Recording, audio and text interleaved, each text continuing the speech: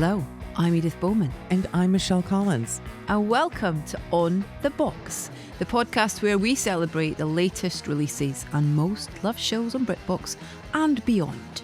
And this week we're going to be joined by the star of historical epic Outlander, Sophie Skelton. Epic is an understatement, to be honest. After 12 years, the enormously popular series has come to an end. The series finale actually played out on May the 15th, and I know loads of you will have watched that.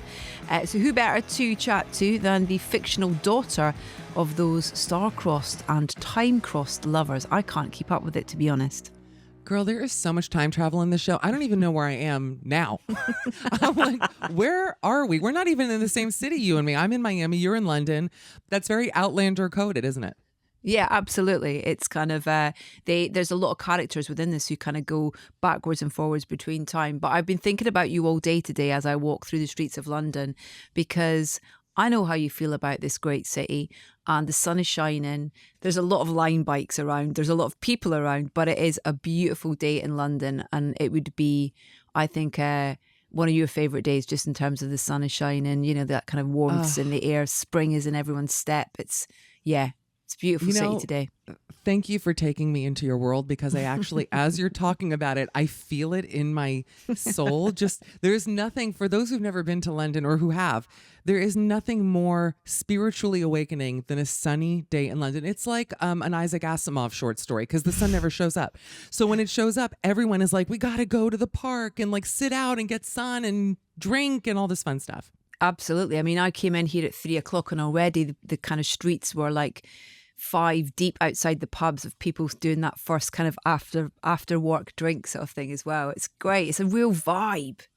It is the best. And the tube strike though, I mean, they picked a good day to have it, but that will genuinely shut the city down. And I don't trust people on those scooters. I really, they're That moving. would be me. Did you take a scooter today? I did a line bike today, and I'm getting one after this record as well. I'm going south of the river on a line bike today. You're going BTT below the Thames. Where are you headed? I am headed to the British Film Institute over on South Bank. So I love jumping on those bikes and those scooters. I am a lover and a believer. You really have a brave spirit about you that I was not born with, because I have to tell you that when I lived in New York, I was gifted an electric bike, which was a huge thing during COVID because the streets were empty. So it was very easy for me to get on my bike and like ride up to the George Washington Bridge and like see the beautiful river and all this stuff. Once the cars hit the road again, I don't trust other people. I don't trust myself. So you really have to have a bravery, I think, to feel comfortable riding a bike in a big city like London. How'd you feel about roller boots? I love so much that you said roller boots, because we say roller blades, but roller boots sound so much cuter. Here's the problem, and I'm curious, I bet you love them. Yes or no? I've not been on them for a while, but I weirdly saw, was it last week or a couple of weeks ago? There was some kind of like, I don't know, gathering of the roller brigade. And their big giant, you know, it felt like being back in the 70s or something, with big stereos on people's shoulders, like Leroy from Fame, and people kind of skating through the streets to like Gloria Gaynor and stuff. It was amazing. I was like, I felt really left out. I just stood there in my trainers. I went, where's my roller boots? I would pass out if I was just minding my own business in London and you sped by with a boombox on your shoulder. I'm not kidding you. Cause of death. DOA, toe tag me. It's over for me.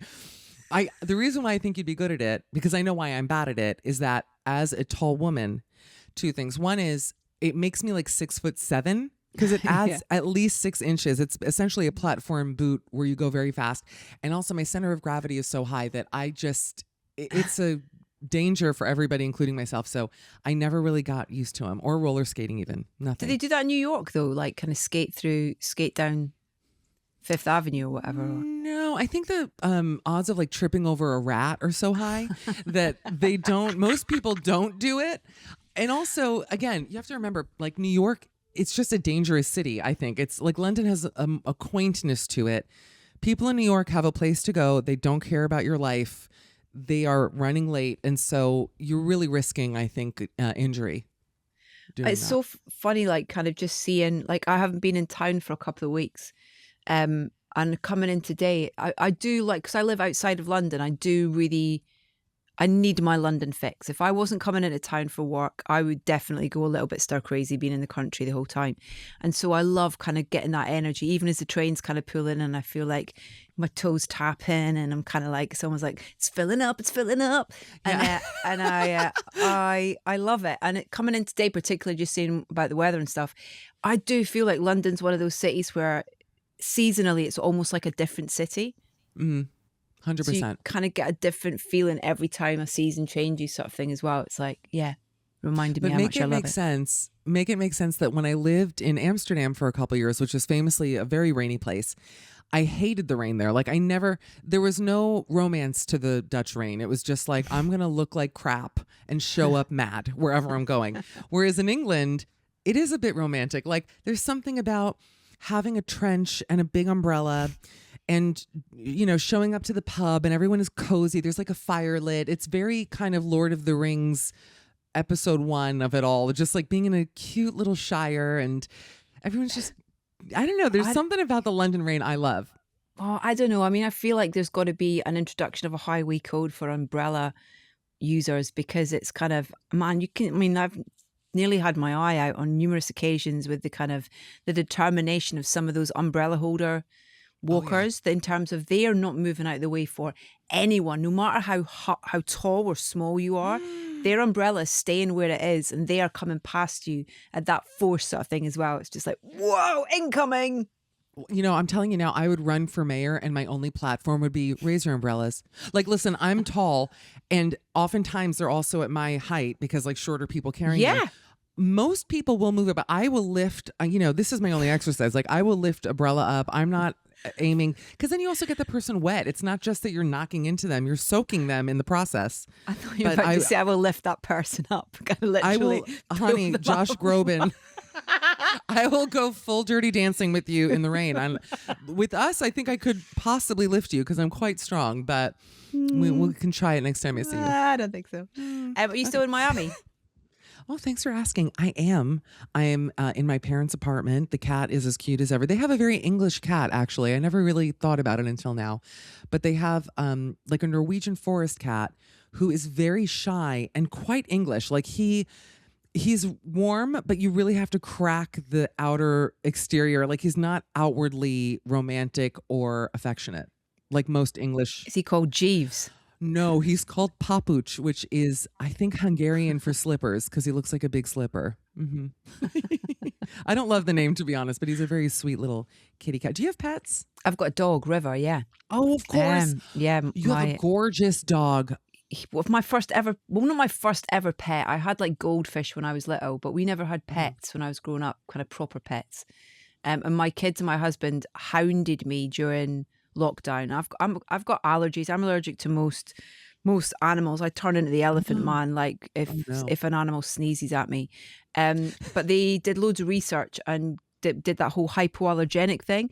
So my husband found this breeder close by and we got River, and he was tiny when he was born, and Tom was like, yeah, he's just going to be a medium-sized dog. And in my head, a medium-sized dog is like I don't know, like something you can sit on your lap. A corgi, you know what I mean? I would say, is medium to me. Yeah. He's like, he basically went to full grown in 6 months, and he's like, he's not massive, but it's like, I can't sit with him as much as he tries. There's no way I can sit with him on my knee, but he's like my shadow. We have this kind of it's really interesting. He's got a slightly different relationship with every member of the family. And with me, I'm definitely mum, and he follows me around the house all the time. Like we've got this kind of in our bathroom of our bedroom. It's like an open shower, and he just stands there, and I can just see him going, "Shall I just come in?" I'm like, "No, you will not," kind of thing. It's like it's so weird. He just like, well, just stand and watch, and it's just like, Rev, please just get out give me some 5 minutes peace whilst I have a shower. But I am convinced. There's like a close up of his towel dropping, Harvey Weinstein style. You're like, excuse me. It's like he lights a candle with his paw. He's like, all right, it's time. So cute though. Personal space, please, your dog. Yeah. But he's got such human qualities to how he responds and his eyes that I'm convinced that he's going to talk within the next couple of years. He does have a very human face because the other day when we were recording, Oh yeah, he jumped up, showed didn't up. he? He is gorgeous. First of all, he's got my ideal hair color, like a perfect chocolate brown. And there are certain dogs where when you look at them, they have a human face and a very human expression. He has that. I love that. Yeah. I think that certain people like us, animals know we're kind and they gravitate toward people who they inherently can sense are good. Maybe this is like narcissistic for me to say, but I really feel that because animals do adore me. Yeah, like, but geese will come up to me. Yeah. like you're going to look after them. It's like we're going to be good. We're good. Yeah, we're good. Yeah. I love an animal. I love all animals, birds, except for bugs, because I unfortunately am quite basic. But I'll see a big fat goose and my day is made.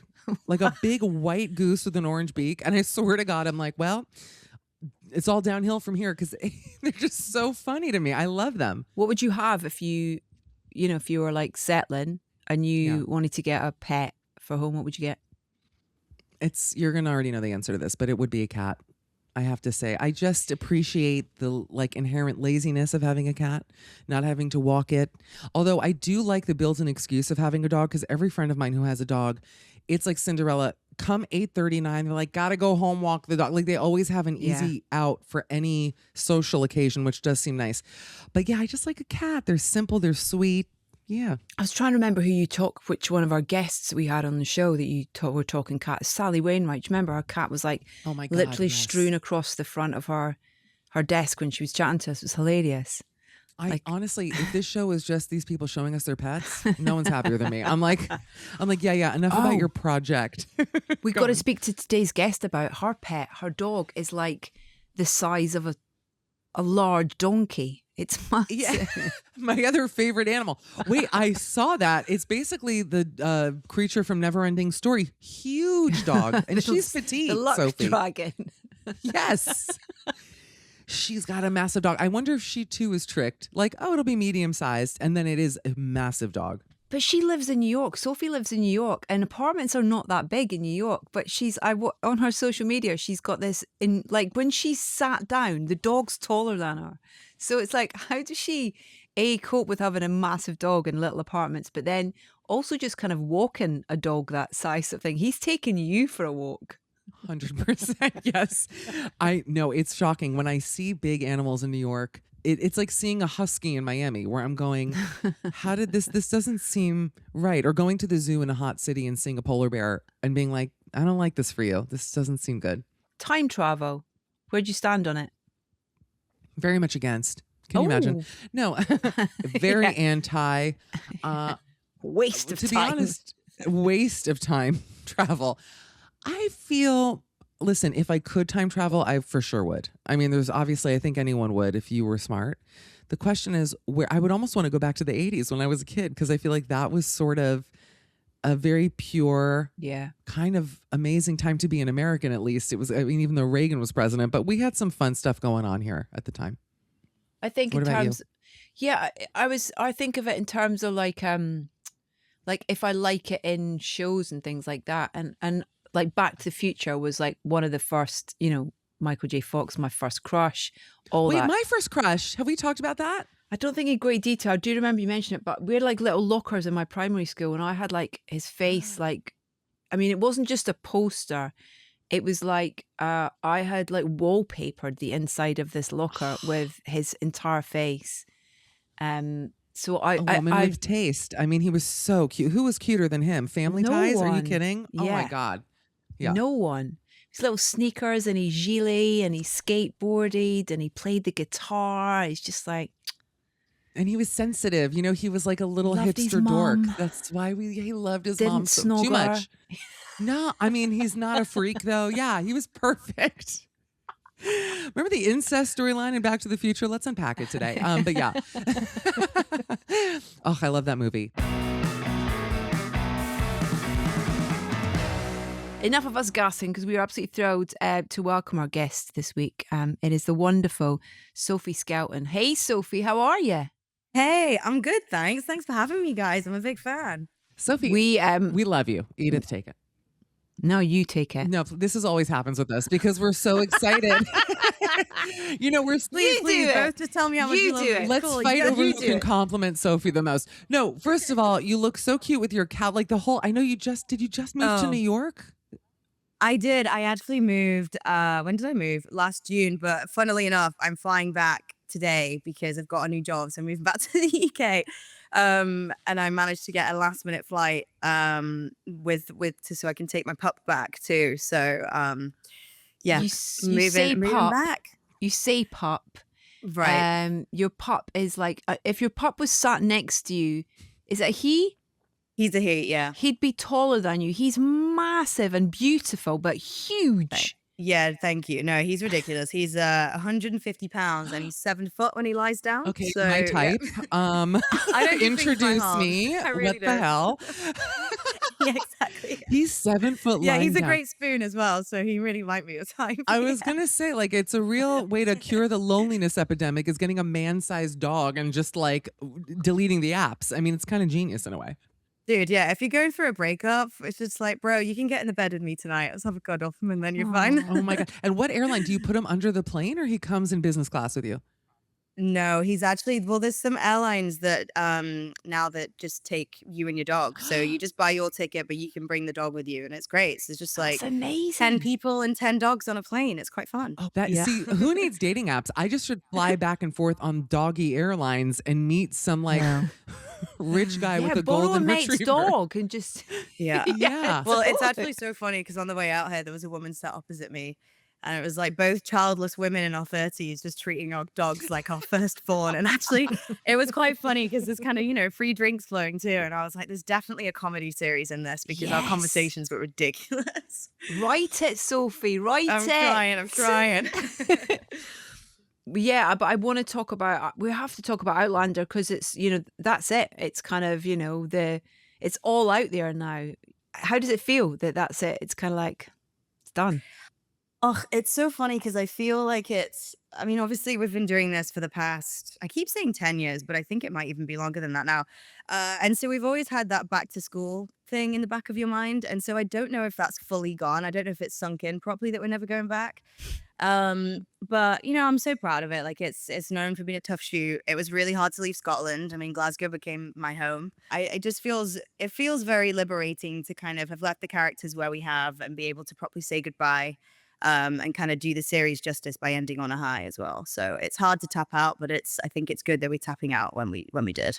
I got to say that I know this show has had a massive impact on America, even though it's, filmed in Scotland and what have you. I mean, what do you think it is about this show that made Americans feel so alive? Was it just the escapist kind of theme or what did it? I think the show came at a time when TV wasn't necessarily what TV is today. And so I think it was because it's shot in such an incredible way. I mean, our crew are absolutely sensational. And so I feel when you watch it, every episode really does feel like a movie, which now is obviously a lot more common in these big TV shows. But I think when this came on, it really was the first of its kind in the sense that it was so female forward. And it was really just showing modern women thrust into a time where they couldn't authentically be themselves and where, they were already modern for the 60s. So then I think largely for women, but for anybody to be able to look at that and kind of recognizing, I don't know, just kind of your brain kind of been stuck in a time, if that makes sense. I feel like sometimes as women, we can feel a bit stuck in our bodies and we can feel a bit inhibited by how much we can do. And I think by watching this show, it just kind of liberated that. And then everyone loves a good love story, and Yeah. Scotland's its own character in the show. I think for Americans to see such incredible locations that we went to, I mean, how could you not fall in love with that? Do So. you don't think it has anything to do with how horny American women are? Because I feel like the show is so Well, given that then Game of Thrones took off, I mean, I'm not Yes. going to say. the show is so between the inherently two. horny. I mean, it's just like it's filling so many gaps, I think, for people. Well, do you know what's funny? So my mum's side is Scottish, and her brother married an Irish woman, And she's actually a sex therapist. So she works a lot with army vets and, people who've got severe PTSD. Wow. And I didn't find this out until years after I'd already done the show. And one day she was like, I used to prescribe Outlander books to my clients, to my patients. And I was like, oh, cool. That is That's amazing. amazing. Yeah. But you say like that time frame of from when you started filming it. What do you remember about the kind of about jumping on board with this show and kind of, the unknown of kind of what are you doing and what could it be, what is it, sort of thing? How the audience is going to respond to it? Yeah, I think so. When I first auditioned for the show, season 1 hadn't come out yet. And I called my little local bookstore. I'm from a village in the north of England. And I was like, hey guys, can you get these in for like tomorrow? And then did a quick read of them. And I hadn't realized, how big the books were. And obviously they are worldwide bestsellers. But then I read them and I just fell in love with my character. And in the book, she and Claire have this very witty banter between the two of them, and I just thought to see mums and daughters having that relationship was really cool.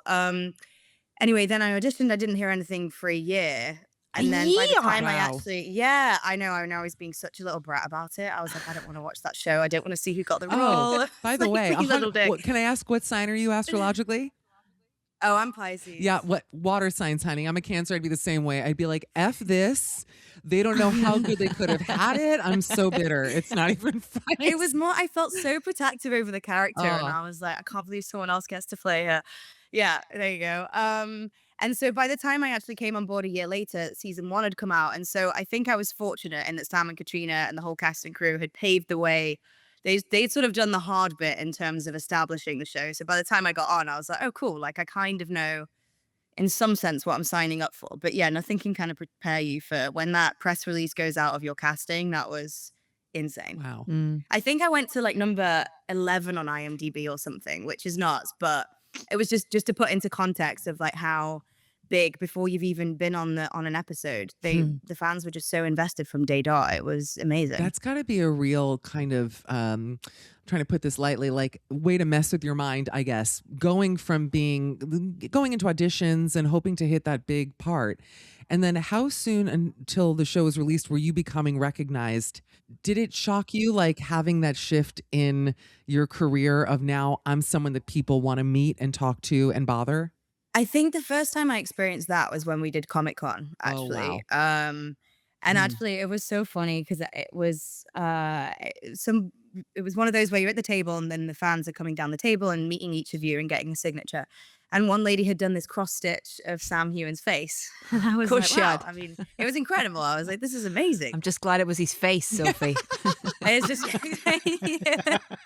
I'm like, wow, this Well, pillow is 4 feet long. It was a Strange. small table. Yeah. I don't know what else was hanging up the other side, but I just saw the top half. Uh-huh.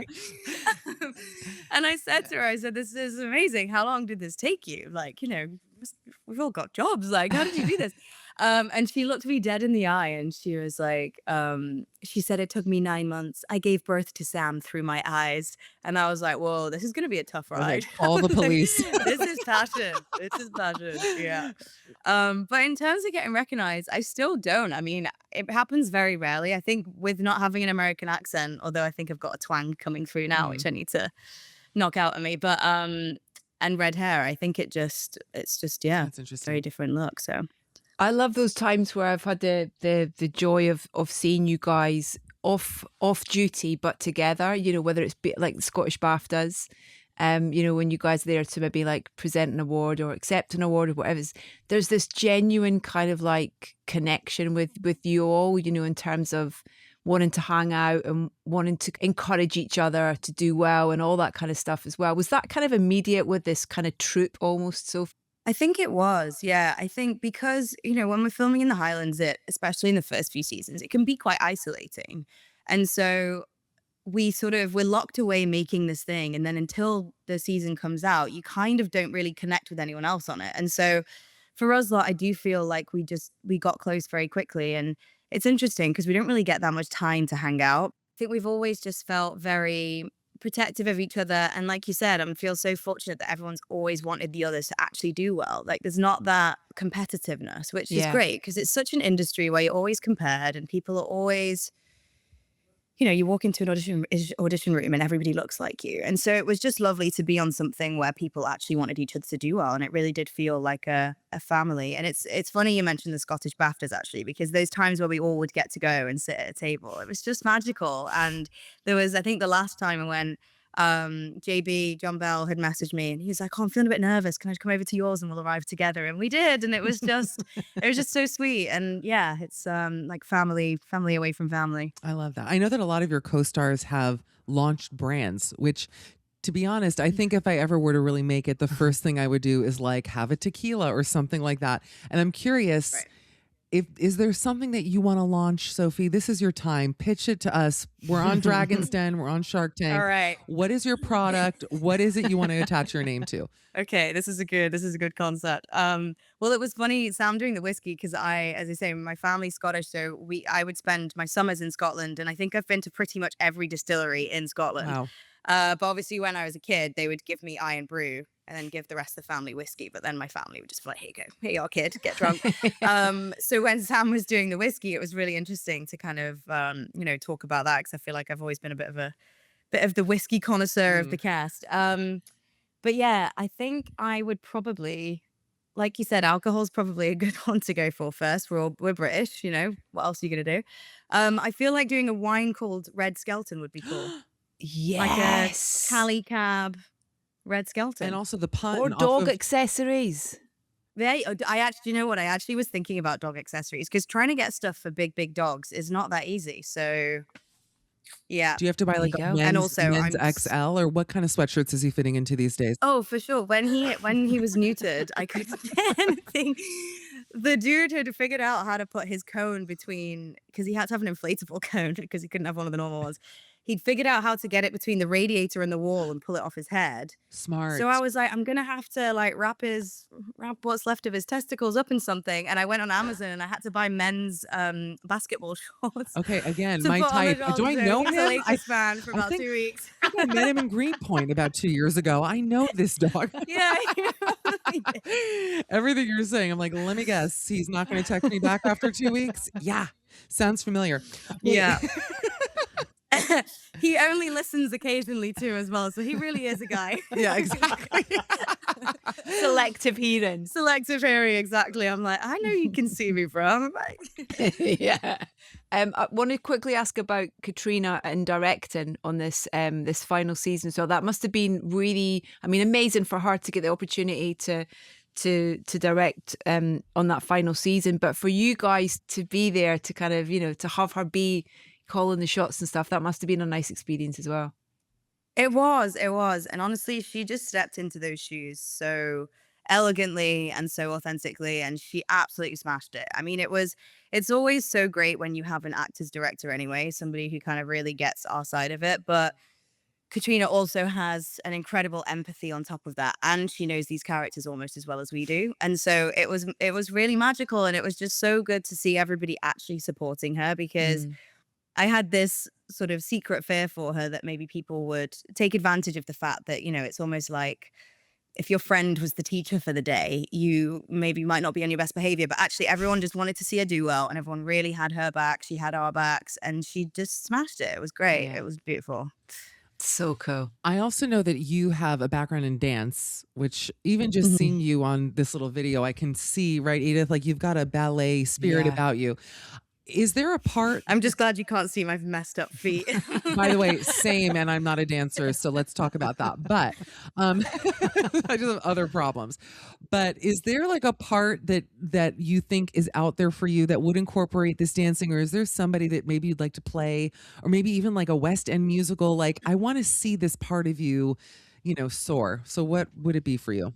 I actually have been producing for a few years a ballet movie based on a real life ballerina who was actually French but grew up in New York. And she was a prima ballerina, and then in the height of her prime, she was struck down by polio. Ay, ay, ay. So that's a really interesting story. But yeah, I'd love to do something like Black Swan. I kind of like playing fucked up people. So sort of incorporate ballet, but with a darker twist. But yeah, musicals, I started on stage. Actually, my ballet teacher's daughter did Cats and Chicago in the West End. And so I think she was playing alongside Susan Sarandon at one point, and then we ended up going and doing like a showcase of bits of the show or something, and she asked me to step in anyway. So I actually technically did a bit of Chicago with the West End cast, which Wait, is kind of cool. So what I'd love to do something part? like Were that. you matron Mama Morton? Because I can't picture it. But what were you? I can't actually remember. What is it? Vilma? Velma Kelly. Yes. Is that, yeah. Oh, the star. So it was one of the two. When they do the honey rag dance anyway, I was one of the two. Oh, So one of my favorite musicals, by the way, Edith. I mean, if not one of the best movie musicals of all time, Chicago. But that's so exciting. Yeah, totally. yeah. Wow. How are you feeling about coming back to the UK? Good. I mean, I'm super excited to be back. You know, it would be nice to just see my family and friends again. My brother just had he and his wife just had a little nephew Oh, that I've got. So I'm going to go see him. congratulations. Thank you. So that'll be good.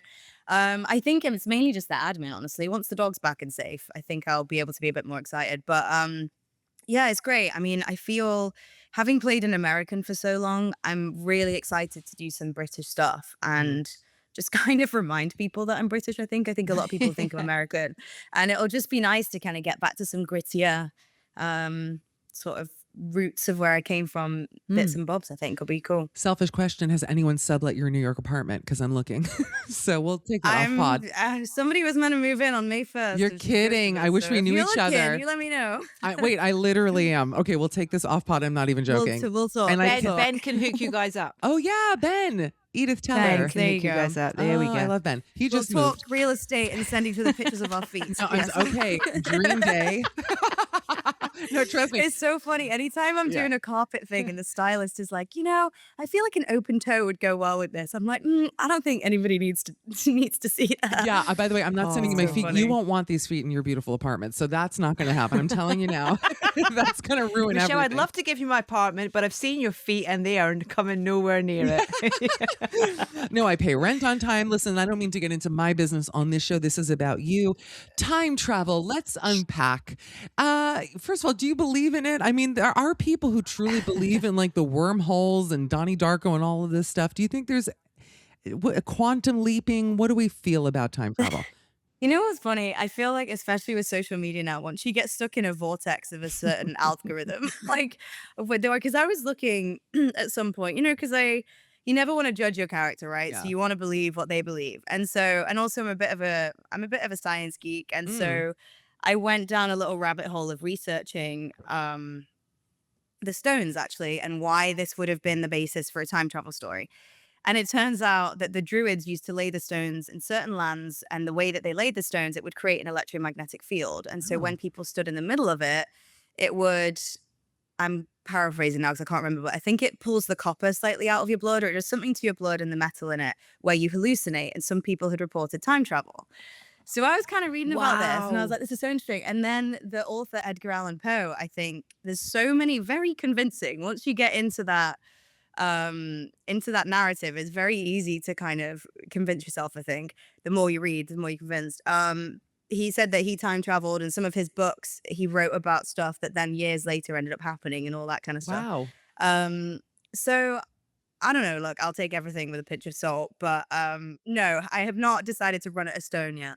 Did you ever have Long Island Medium? Did Teresa Caputo ever make her way over the pond or no? Do you know who she is? No, we had Mystic Meg, but who's your one? Oh, I love the name Mystic Meg. I got to Google. No, Long Island Medium, Teresa Caputo. She has you would recognize her because she has a crazy blonde haircut. She looks like a cockatiel, like just this crazy massive hair.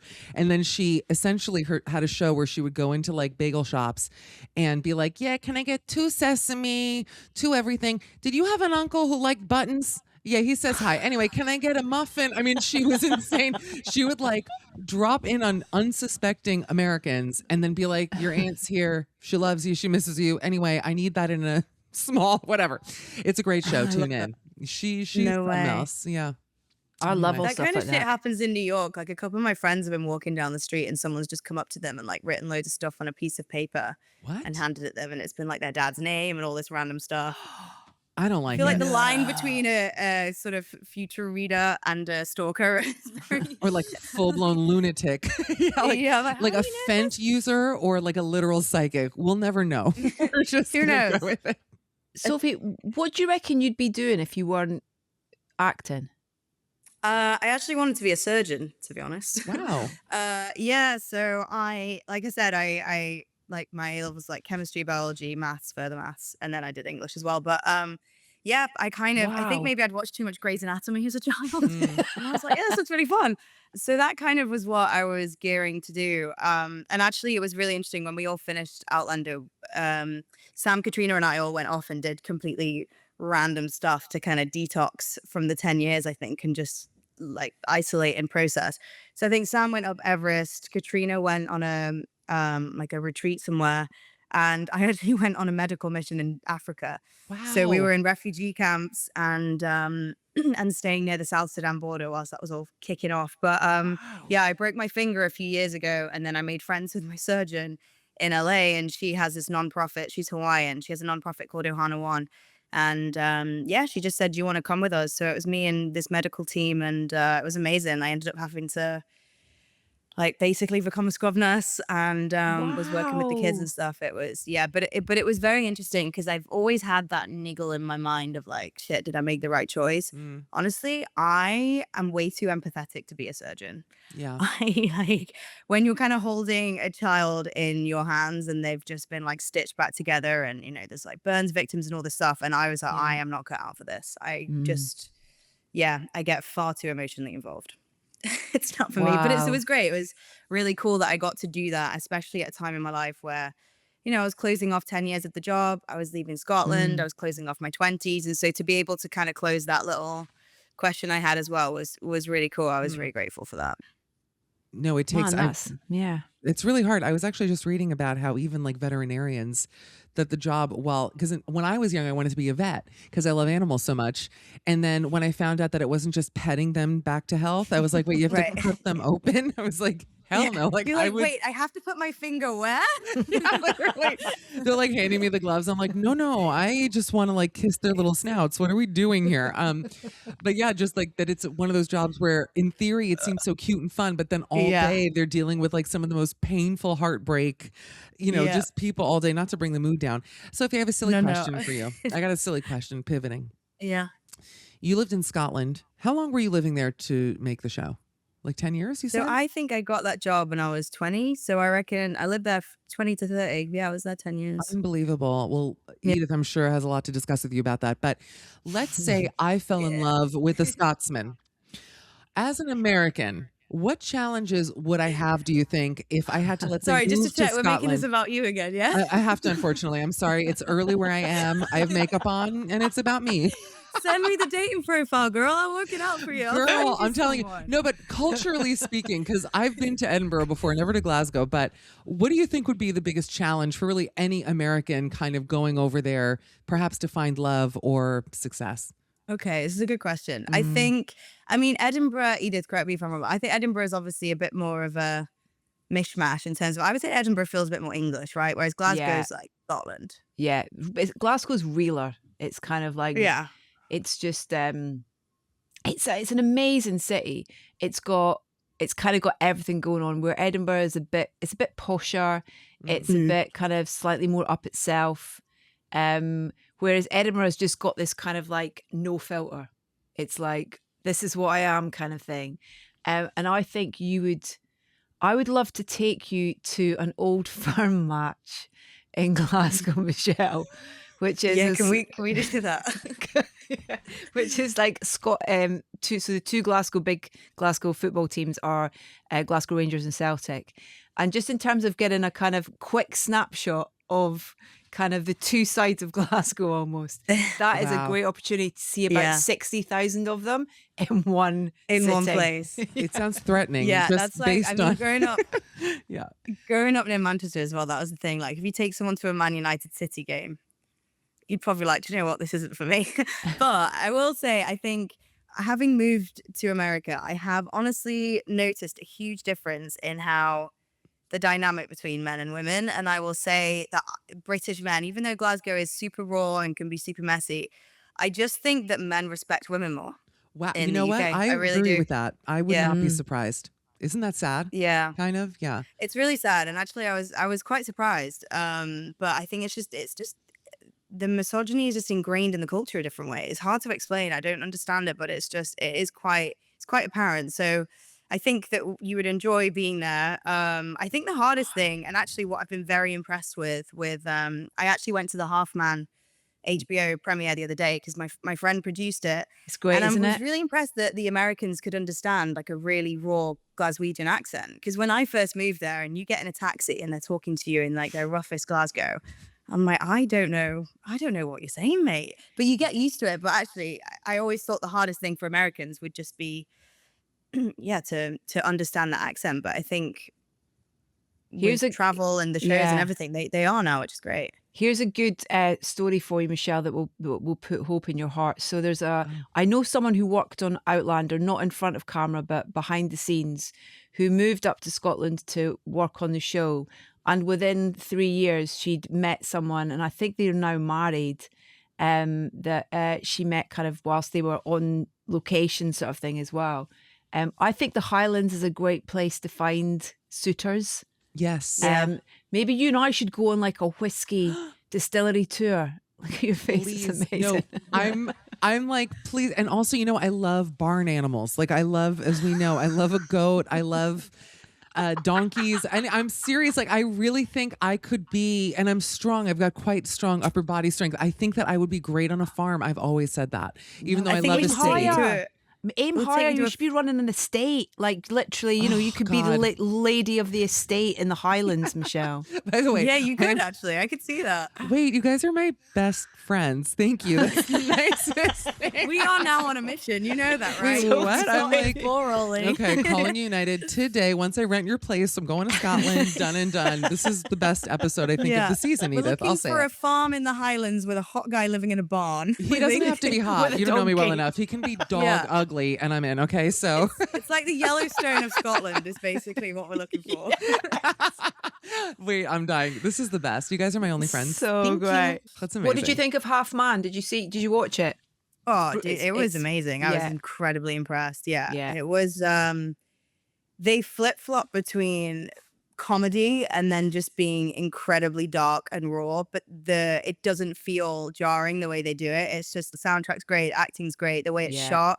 It's sort of HBO at its grittiest, and it's really impressive. I don't know what it And is. it's- I hate to say ignorance. It's Richard Gadd who did Baby Reindeer. It's his new show. yes. So it's him and Jamie Bell play the kind of the current day versions of these two characters that are kind of brothers, not necessarily through blood, but through their upbringing. And then you've got these amazing younger actors who play the younger versions of them as well, who are just knockout, I think.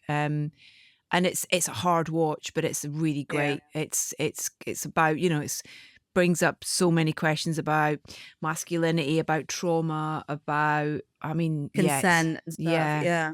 It's How really- much of it did you see, Edith? I've Have you watched seen? all 'Cause of I only it. saw the first step. You did? Oh, I Yeah. can't wait to watch more of it. Yeah. Yeah, and he's, Richard's really interesting, and I think that he's kind of throwing his creativity into stuff that nobody else has really got the balls to sort of talk about or throw on screen, really. In the same way that Outlander did with certain things. Right. Yeah, totally. Yeah. The same way that Outlander, did as well, in terms of it felt like a show that was like on the surface, it's this kind of really entertaining, kind of romance time Yeah. travel. But there was some really dark moments in that show as well Yeah. that it didn't shy away from going there, which I thought was just really commendable, really, and really, brilliant, and made it even more entertaining as a show because it wasn't scared to. Yeah, I agree. I mean, even, that stuff in season 1 where, people don't really talk about men being sexually abused in the same way. And that scene between Tobias and Sam was, dark, but incredible. Yeah. Yeah, Scotland's got a lot of heavy stuff going on.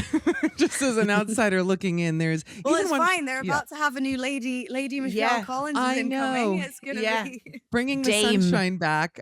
Dame, yeah, can you imagine? I get immediately excommunicated. My visa will be revoked in 2 months. I already know. But let's try it. Let's have some fun.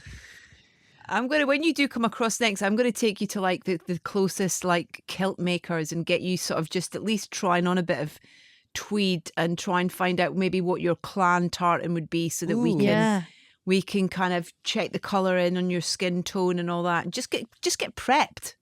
Get Yeah, prepped. no, Color I'm on the l- skin tone. I I love know, that. I'm loving this. I'm like your classic white. You can cut that out. But I'm like pretty much your classic white lady. So I think we got a lot of options. Yeah, what goes with translucent? I know my Fenty foundation color 185. Just tell your tell your guilt maker about it. No, I can't wait, and I'm excited because I'll be there this summer. So Edith, buckle up. That's Great. so Have some fun. Yeah, fun. I'll Wait, make Edith, some what's your appointments. clan? Do you know? Like, what's Um, what? I'm sure you do. Duncan and Stuart are the two that I'm kind of like. My granddad had a farm in Turriff, outside Aberdeen. And so he was Duncan, and then Stuart as well. But we don't have a Bowman tartan. But yeah, so it's just Not kind yet. and there we go. See, tartan and coat of arms. That's what I'm aiming for. Life done. Oh yeah. Oh, There yeah. you go. Nice. But maybe Michelle can help me out with that once she's got her 100%. estate up in the Highlands. Oh, by the Exactly. way, We can people design will that coat of fall in arms. love with me. I think that goes without saying. So yeah, say less. It's already in the works. That's so funny. Yeah, my mum's Bryce, so I think our clan is McFarlane, I think. But I actually Oh. don't know. And then my brothers are Elliot, so I don't know what my tartan would be. But Michelle, maybe we can make you a bespoke one. It's the mix of the two of us. We'll be there with you. Yeah, that's I so think there's sweet. a You guys TV are show in so that. sweet. Yeah, there is Find actually. Michelle an estate. There's a Oh, no, TV so show please. in that. My mother is sobbing And then in the it background. ends by finding your granddad's heir still on the farm. I was going to say just her granddad, honestly. I mean, I didn't want to say it earlier, but I was like, you didn't tell me your granddad had an estate, Edith. Keeping everything Yeah, you from can me. farm, no babe. problem. From me. Farm. There's a Farm. difference. Fine. I'm literally chic homeless, so let's make it happen. Great. All right. Hey, Sophie, you- homeless chic is a thing. I was homeless chic during the strikes. I was living out my car. There was nothing Were chic you about actually? it. Yeah, Were no, you I li- was. No Yeah. kidding. I Oh, spent that's any tough. money ensuring that my dog could be in a dog hotel, and I was living in my Oh, car, and then I took a job Sophie. in John O'Groats actually just to do something, and then I flipped my car. So I was like, so then I was yeah, I wrote my car off. We were filming in an old abandoned Navy base in John O'Groats, and the storms were hitting it's like 90-mile-per-hour winds. It was Yeah. insane. We were filming on a water tank on the edge of a cliff because it was about crossing the Atlantic Ocean in a rowing boat. So we stopped filming one day, and then the next day I was driving to work early morning just on this country road, and loads of people had the axes realigned because the potholes are pretty bad. Mm. And then my car just aquaplaned, and then probably because my 150-pound dog in the back probably stood up, and then so I'm trying to regain control. Oh, no, that's so and then scary. just flipped it, went through a fence, and that was that. So yeah, homeless chic. I've been there. Yeah, you've not lived Yeah. unless you've changed a tampon in a car park. I don't think. Oh my God, that's so beautiful. I just love your life. I think you've got so much. Also, like, you're still so young. You've got so much left, Sophie. It's amazing. Yeah. Yeah, hopefully. Yeah, I love it. Hopefully. Thanks. Yeah, it's just funny in our industry because actually when I finished the job at 30 and all the roles that were coming in was for, like married women with children. And I was like, oh, hang on a Yeah. minute. What happened? But Cocoon, yeah, it's just great Cocoon to see that too there's so at many 30. wonderful I'm like, yeah, they characters have you in in the old age home. 30 Yeah, in this business, exactly. girl. Yeah. Yeah. But it's great to hear that you're working, you're interested and driven by working on the other side of it as well, producing this story about the ballerina as well. That's brilliant to hear as well. And it's Yeah. it's that thing of creating your own stuff as well. Do you know what I mean? Why not?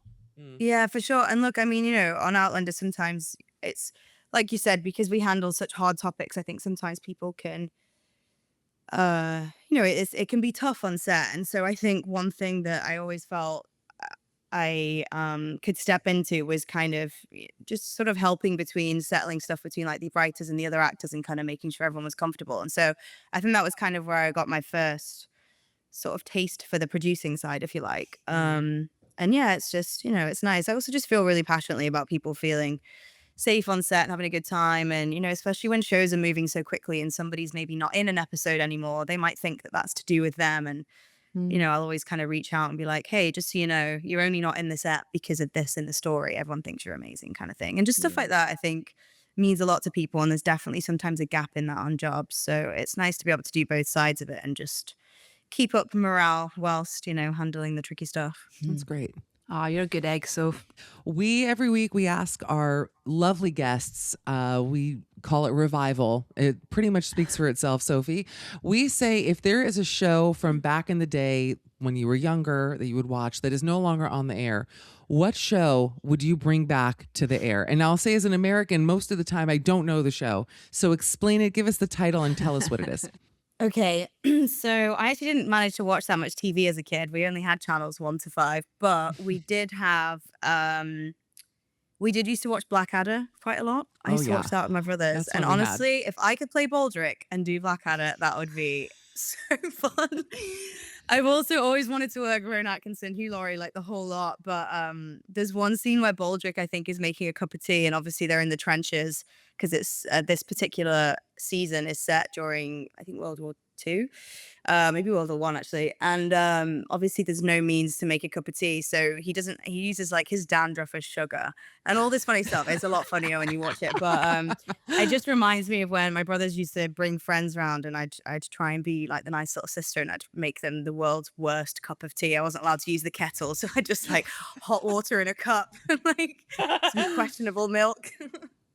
Oh, that's a great answer. Yes. That is And a you show know that that did make one, its way here.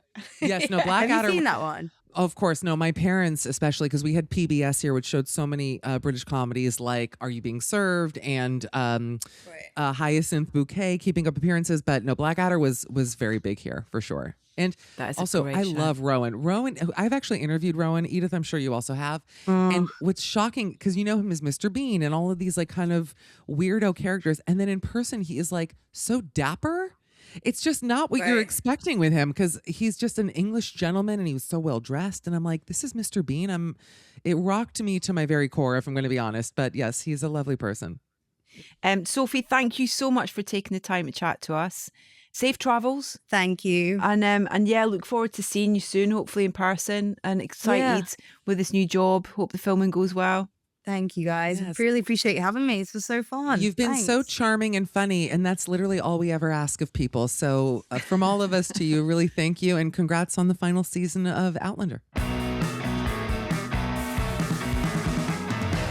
I loved her.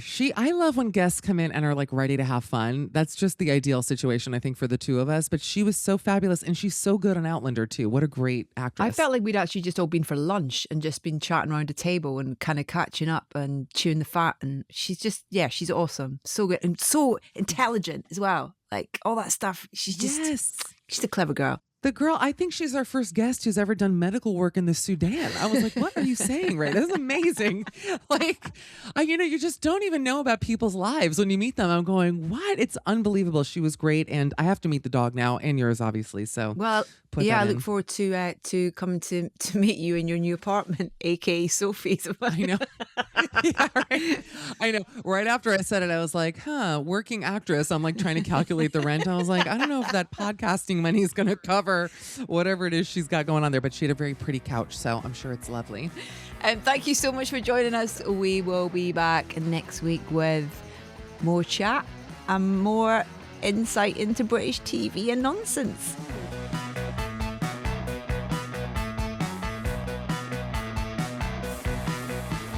You've been listening to On the Box, hosted by Edith Bowman and Michelle Collins. The music was by Dario Forzato and Canio Claudio Tristano, courtesy of 411 Music. Research and additional material by Angela Channel. The mix engineer was Arlie Adlington.